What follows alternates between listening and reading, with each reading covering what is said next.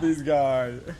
Yeah, Jemy and Chris, and we just finished a retreat. We feel, at least for me, I'm going to speak to myself, feel really fulfilled. Just going to open up the conversation on how you guys feel about this retreat. Yeah, I think for me, this retreat has been a really great experience.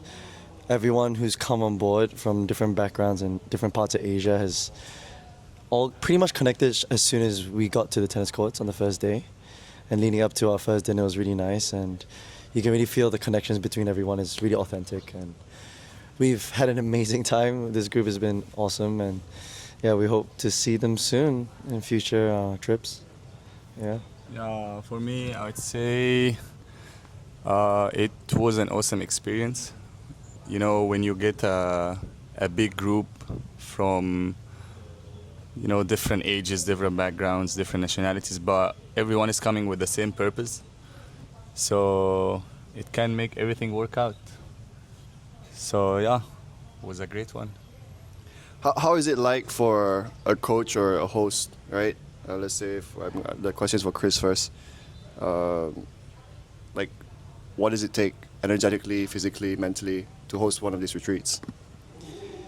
Yeah, although it's really fun and we all thoroughly enjoy it, it does take a lot of energy.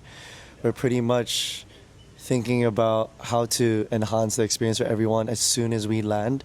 And obviously the preparation before, planning the itinerary, where to go, what to do, how do we manage certain expectations.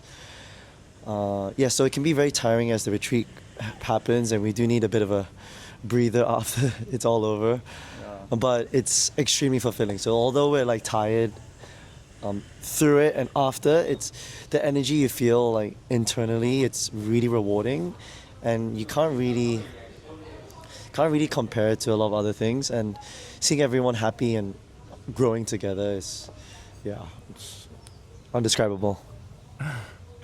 To be honest, yeah, it's pretty tiring physically, but when you get a great participant, like what we usually get in every retreat, I feel like it can be easygoing. It can be, you don't really focus more on this physical pain in the court. You just forget everything. You enjoy teaching, you enjoy the outings, and you have fun. So, yeah. How has the retreats over how many you've done changed you?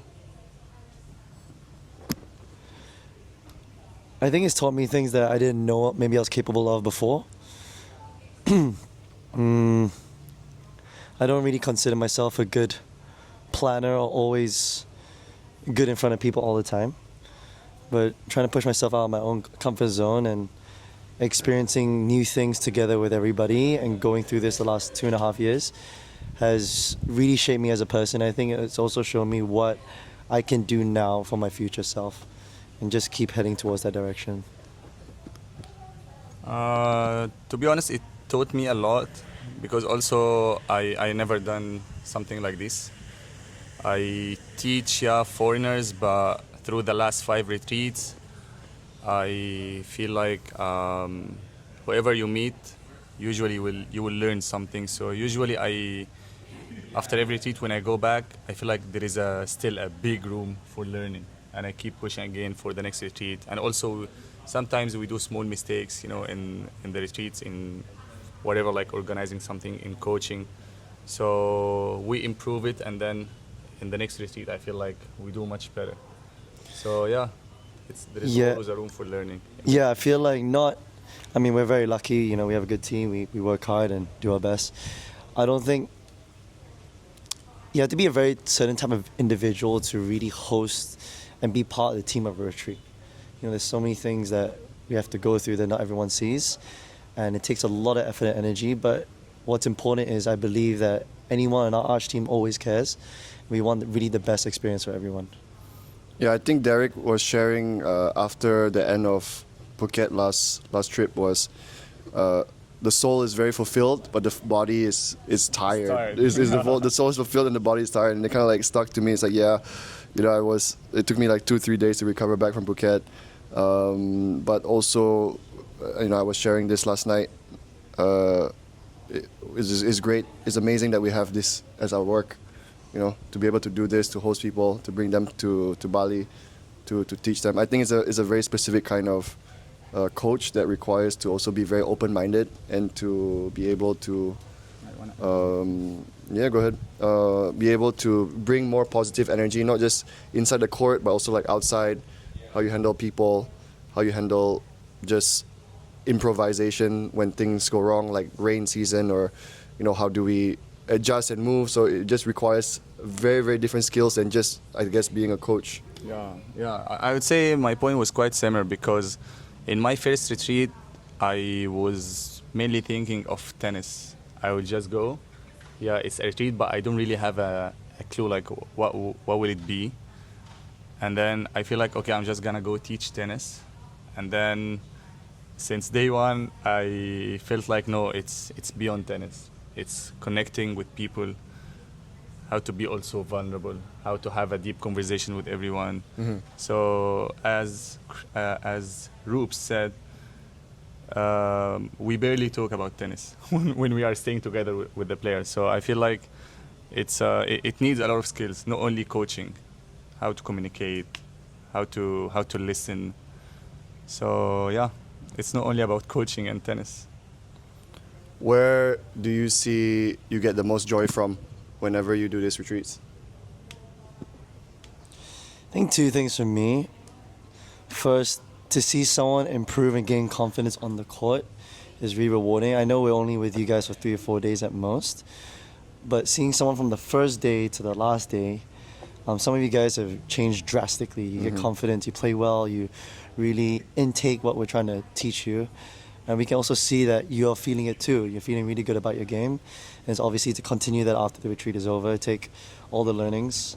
And the second, it would be the first 1 or 2 days when people make the connections with each other, not knowing each other at all, and having a very, very blank canvas, and just open to meeting new people, experiences, and just sharing so much about them because you're new. You're trying to learn about someone, they're trying to learn about you. There's so much sharing that goes along with all the people in the retreat, and I think that's nice to observe, Sometimes I'm just like, step out and just like, oh, look, this is really cool. I see these guys talking, they're sharing a nice moment, and yeah, so those are the things I cherish a lot. On the court, I would say the progress. When you see everyone in day one still a bit like nervous, new course, new people, and they miss a lot. And then usually I observe this in the last day, and this is when I really feel happy. Let's say when we do games, and then you see the real progress through the last few days.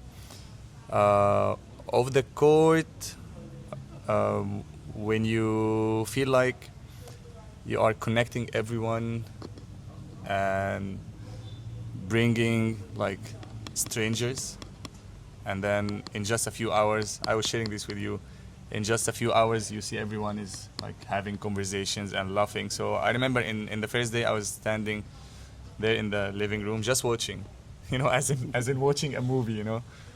They don't know each other, but everyone is having conversations and having fun and laughing. So I felt like,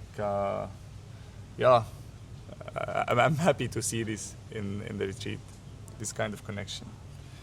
All right, last couple of questions. What has your biggest learnings, or rather biggest unlearnings been the last 2.5 years, ever since starting this retreat? Biggest unlearnings. Not everything goes according to plan. I feel like for our roles and just anyone in life, you have to be adaptive. Not everything goes according to the itinerary of the retreat. Things happen, things get delayed, not canceled, but you have to change plans based off the environment. Even the coaching program, we have to change it. Maybe the levels of the players we didn't expect was higher or lower, and we have to be really adaptive. And I feel like us as a team, we're so good at that. Literally any challenge comes on, we accept it, we move on, and we just go to the next thing. So I would say, yeah. Yeah, in terms of structure and having a framework, I think we have that. I think you have to have that. but also leaving room for, as you said, adapting, improvisation, flexibility. So it's kind of like we do have a lot of structure, but also we do have quite a lot of flexibility for people to kind of like explore it and for us to move in certain ways to change. Yeah. Yeah, this is what I learned to how to be flexible. Usually, yeah, we have a itinerary and we have a clear structure for the classes and for the outing and everything. But it's still, like sometimes things happen, like in the last retreat when it rains in the outdoor course, so we had to squeeze, and then I had to adjust. I have to change like the whole program. So it's something also I learned to how to be flexible. As an arch coach, arch host, what is the one message that you like to share to the world?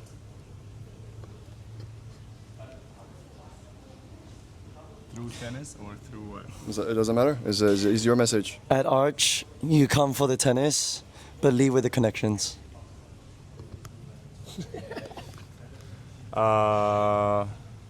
If everyone comes with the same purpose, if everyone comes with the same purpose, great things will happen. Yeah. I'm gonna hashtag that quote. Yeah. I got a lot of pressure now. I don't think I have a better one right now. Yeah. Soul Court Connection. Soul Court Connection. No, I think my message is for people to improve, to have fun, to connect. Exactly what you said. But the part that makes me the happiest is for them to go back home and get this positivity to share to their family, to their friends, to their community. And that's what we hope in Arch to share with all the participants, which is this positive energy, this connection, this improvement, and this growth to their communities and their circle as well. So thank you guys for being a part of this amazing team. I've been blessed to be working with you for the last 5 retreats in the last 2.5 years. I'm really super grateful. And let's keep going, man. Yeah. Vamos. Thank you so much, guys. Let's go.